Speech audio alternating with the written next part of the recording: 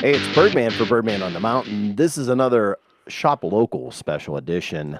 Today we're talking about probably my favorite, I would say, high-end restaurant on the mountain. It's Salt. And with me, I have Jesus, and I'm not even going to try it because I'm going to slaughter, as Siri says, carrots. No, no. What is it? Uh, Cayeros. Cayeros. Yeah. Okay. Yeah. Obviously an Italian last name, right? Uh, you know. Yeah, You know. something like that, right? Yeah. So tell me a little bit about you came up on the mountain. I think the first time I had food from you was at a different restaurant, Yeah. and you'd come in to some people had shifting out of there. They had a temporary menu, and then you came in and did their menu. Yeah. How many different restaurants? And we don't need to name them, but how many different restaurants were you at before you landed at Salt? I came up here for one restaurant. Okay, Yeah. So we're there for that, and then yeah. Rika found that you were available to Yeah. come over. Actually, I left that place and I was just hanging out for a while. Took a month off and I got the itchies and I started. I got a part-time job and it was just kind of that's how it happened. I mean, I went in. I was like, "Do you need any help?" Right. I'm not home and not doing anything. And then she's like, "Sure, here you go." And I was like, "Oh well, all right, let's Well, do it." let's talk a little bit about yourself, where you grew up, and maybe then the first time that food became part of your life and how you got yourself into where you're at now. Cool. So what was the first question? First, where'd you grow up? I grew up in Tucson, Okay. the Tucson streets. I'm a Tucson kid. No, so I the first time that I think that guided me into cooking was my sister was managing a restaurant called Miguel's. It's no longer there at La Posada in Tucson. And she was a manager there. And one time she's like, "Hey, you guys should come in, check out the restaurant." And we did, and we had dinner and the dessert. It was a blew me away. I mean, it was 1983 threw up all over that place. It was Right. super old school French driven Mexican food. It was weird, but the flan came out, and it was just kind of like, What is this? where do I sign up?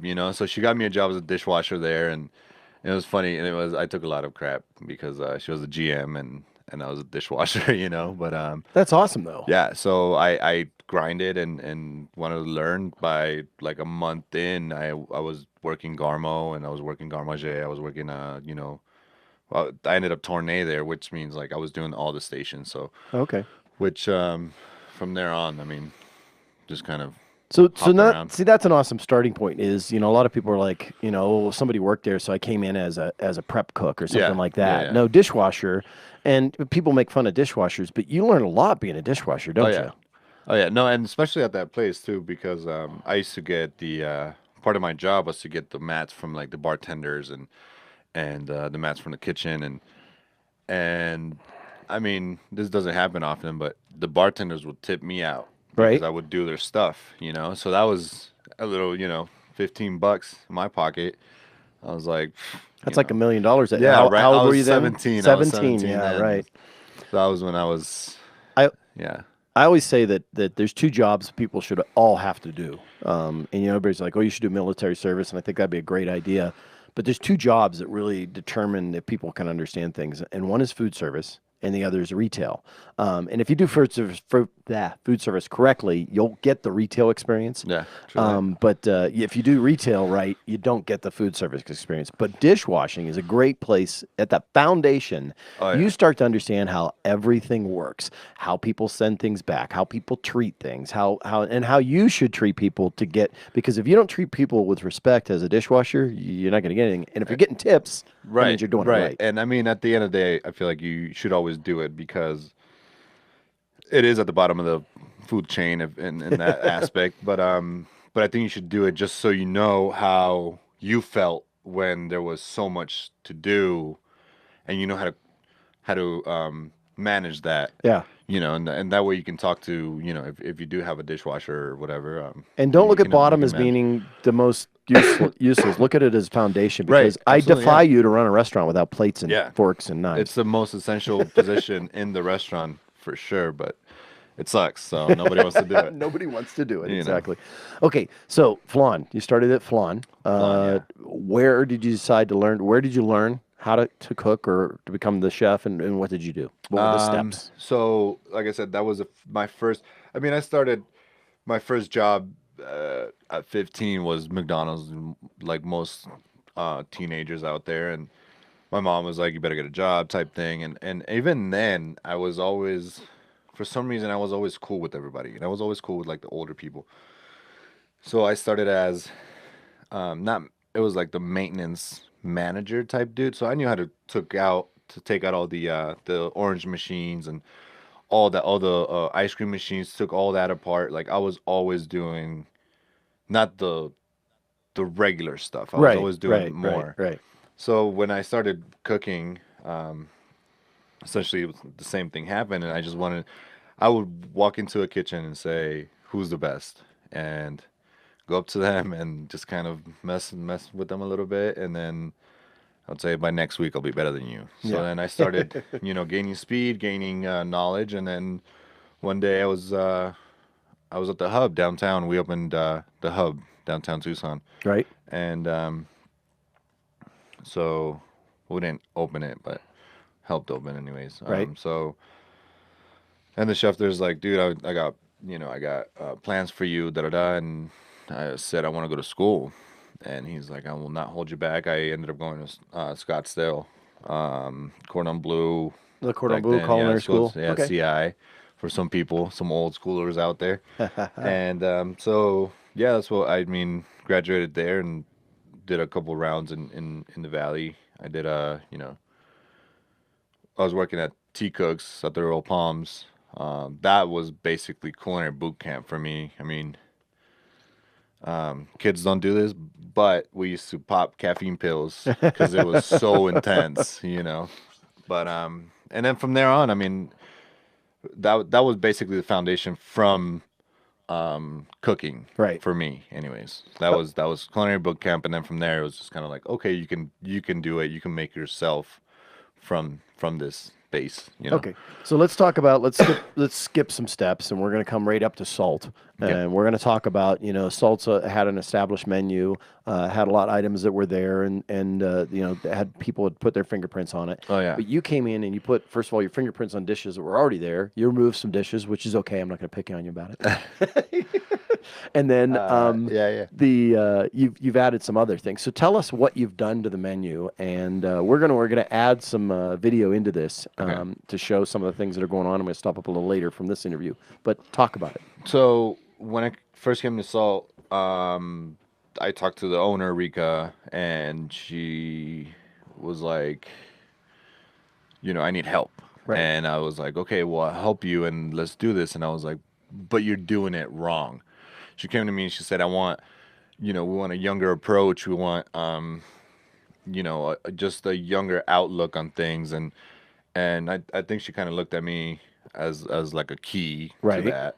And so yeah, I mean, some of the dishes that were on that menu were since the place opened.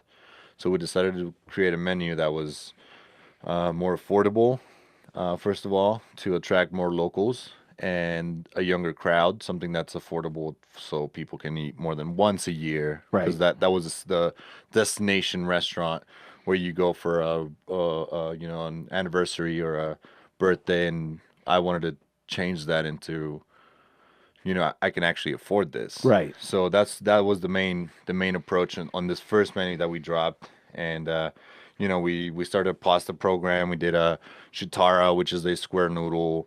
All the pastas are made in house. We're doing cavatelli, we do gnocchi, we do fettuccine, and just kind of everything's from scratch. I mean, the only thing that we're getting on cans were tomatoes, but even then, we took that off the menu. So now everything we make everything in house. So it's kind of it's a lot sometimes, but we do it for the craft, not for. Right, and there's something to be said. It was up there just the other night, and the food, you can tell Yeah, the yeah. difference in the freshness in it, and the different approach to it. Chicken was one thing. We got a chicken, Yeah. and holy crap, Not sure what you did there, but yeah, that's some of the best chicken I've had in a restaurant. Yeah. So, and chicken's pretty, it's a staple, folks. I mean, Yeah. it's chicken, Yeah. you're like, oh, Right. it's chicken, big deal. And wow, yeah. Yeah. I mean, if you we're working with something that that place has never seen before. It's called it's a water circulator. It's a sous vide machine, and what it does, it keeps a water bath at certain temperature. So what it does, for example, like the chicken that you Yeah. had, we put the chicken, we stuff it, we it's a chicken balatin. We use the thigh, and we French it, we debone it, and then we stuff it with basil and prosciutto, and we put it in this bag with herbs and garlic and stuff, and we drop it in this water bath that doesn't go above 150 Fahrenheit, Right. so it will not overcook, and you will always have juicy chicken. Yeah, and you So cook it. that's It's those who are barbecue fans. We talk about slow and low, yeah, and that's what sous vide is. yeah, It's slow and it's low. right, right, So right, it's hours and hours of doing it. But the nice thing about it is you have that zone because normally when you put something on a grill or something like, or not a grill, but you put something on a pan or something like that. You've got a narrow window in which it's ready. right. It's you just have less control of it. Right. Sous vide brings you complete control of the environment that's sitting in. Yeah, and So I'm a that's huge. great. And it makes sense now Yeah. because I'm a huge sous vide fan Yeah. for that reason. And the Yeah. flavor is phenomenal. Yeah, and, yeah. Anything new in the dessert area or drink? I mean, you don't get into the drink area, but the dessert area, Actually, we were. I mean, for New Year's, we're gonna do a shot. We're gonna do spheres. right? We are working with the bar program. Not so much, but like I said, we have a lot of things coming in that we have left over, and what do we do with it? Stuff it in some vodka, or Right, right. bitters this, or ferment that, and so right now we're working on this new menu. We felt like winter didn't hit till today. Yeah, right. So the winter menus and like we just need to sign it off, and it's there. So we have new menu coming out, new stuff. There's a little sneak peek, but there might be a paella on there, Oh, which nice. is it'll be hard to do, but if we can do it, it'll be great. I think there's nobody that does that up here, No. and stuff like that. And the desserts, Rika does a dessert. She's always done a dessert. She's always, she's so into cooking. She's always done the desserts there, and we're working with. I'm trying to remove her from having to do that. Having to do it, yeah. So we are working on that too. So Cool, awesome. Okay, so talk to me about one of your favorite dishes. Maybe something we could highlight that you're particularly proud of, or that you like the process, and we can sort of show it here. And I know you're right in the midst of a change, so we can Yeah. actually tell something because they won't see it until it's available. well, so. let's. I mean, we can definitely do the chicken. Okay, The let's talk chicken's- about that chicken The then. chicken's really nice. So we'll show the sous vide here, just so people can get an understanding. Those Right. that are listening, you'll have to stop by and see. But take a look or look up sous vide, and we'll spell it out in the line Yeah, notes. so it's a weird spelling, but But under vacuum. let's is what show means. it. Let's show it here, and we'll show sort of sous vide. It's a pretty straightforward process. Yeah. Are you using an actual machine, or you're just bagging water?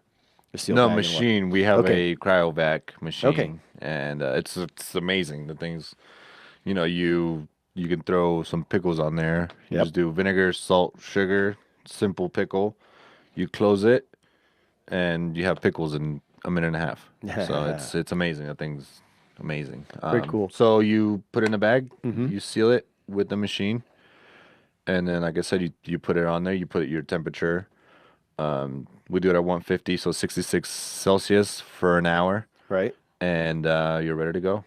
That's very cool. Yeah. And then it comes out, and like you said, you've got a wide window in which it's done to where you don't have to pull it out. So it Right. can be sitting there in heat. Right. And that means that somebody comes in at 5:30 and orders food versus somebody comes in at 9 to get food. Yeah. It's in that window, and it tastes exactly the same. Yeah, we hold our proteins at 51 Celsius, so it's if you hold protein or whatever you put in there long enough, it will start to Well, yeah. break down. But we do hold it at 51, which is, below mid rare for steaks and hot enough to keep our chicken so it won't affect it as much, Very cool. So What else would you like anybody else out there to know about Salt or about yourself? definitely come check us out. I feel like a lot of people that I talk to, they know about it, but they don't really know about it. So, it has a reputation of a higher price point Yep. restaurant. So no, we've done some changes. We're here for you.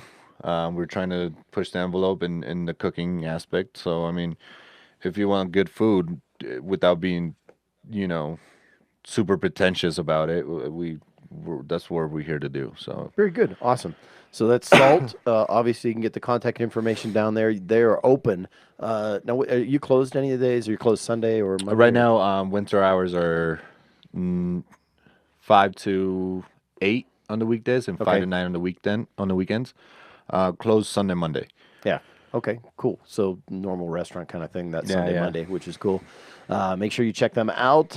We've got some other videos that you can check out on the YouTube channel as well that have covered some of the things that are going on there. The atmosphere is phenomenal. Yeah. Stop by, check out. They still have live music there. Live music on Wednesdays. Come on in. Come on in. Yeah. Awesome, cool. Jesus, and once again, Siri says carrots, but thank you very much for your time. Appreciate it. Thank you. Hey, that's going to be it for this local special here on Birdman on the Mountain. I'm Birdman reminding you, if I don't see you around town, I'll catch you right here on the web.